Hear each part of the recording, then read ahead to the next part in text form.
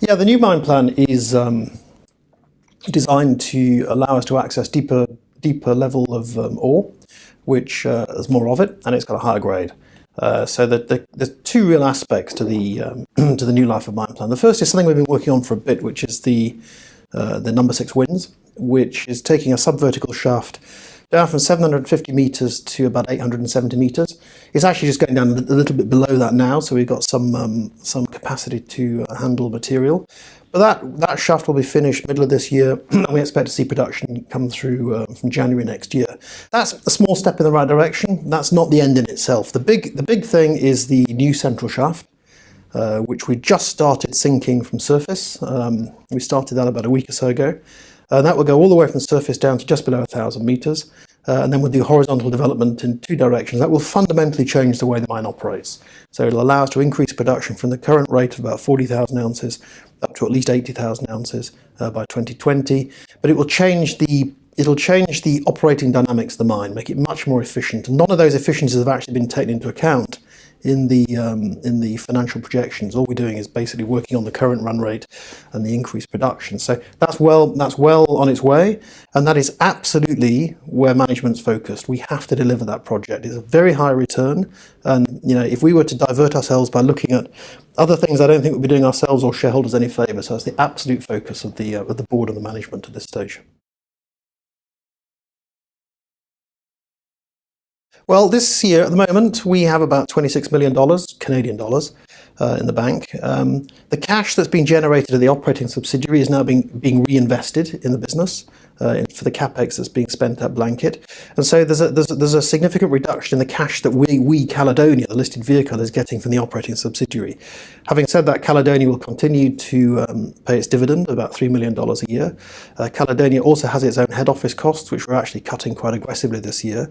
So I'd expect that by the end of 2015, our cash position will have fallen from about 27 million Canadian to between 15 and 18 million Canadian dollars, and then, which is still quite comfortable. And then it will recover somewhat in 2016 as Blanket starts to pay dividends again, and then we'll start to increase very significantly 2017, 2018, 2019 as the increased production really begins to flow through. And that's all at a gold price of $1,200, $1,250. So we're not projecting incremental cash flows on the basis of a $5,000 gold price. We're using something that's quite reasonable. We've always converted all our resources into reserves. The resource grade is higher than reserve grade. Typically, we don't add stuff to resources which hasn't got a grade that makes it commercially viable. So we've got a very high conversion ratio, and it's also fair to say that on any given day, half of our mining activity, half of the ore that it's not ore, half of the gold-bearing material that we hoist to surface and subsequently process and take ore out of it comes from not in reserves or resources, and so therefore it's not ore. So we have a very high conversion ratio, and actually half our daily production comes from outside the resource base anyway.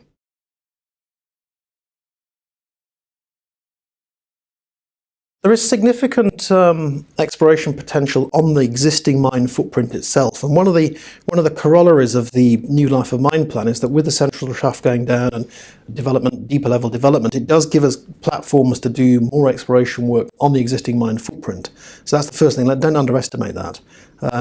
You're quite right. We do have 18 satellite properties. We've been working on 2 of those for quite some time, GG and Mascot. We announced an initial maiden resource on both of those, I think about 30,000 tonnes each, nothing very significant at this stage. The issue we have is that the metallurgy of the satellite projects doesn't suit the existing Blanket metallurgical plant.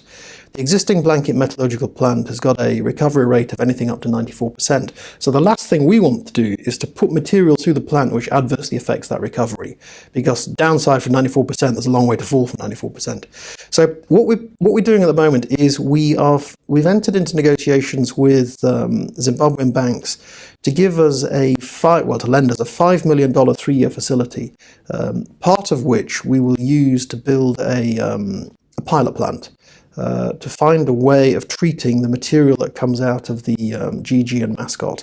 Also, as part of the incremental $5 million term facility that we're negotiating, we also intend to use some of that to begin preliminary work on 2 further satellite properties being Sabiwa and Abercorn, so that if everything falls in the right way, then we can bring Gigi and Mascot into production, and then we've already got the next two sort of already beginning to warm up, so we can start to move those up the value curve. So it's like a phased approach.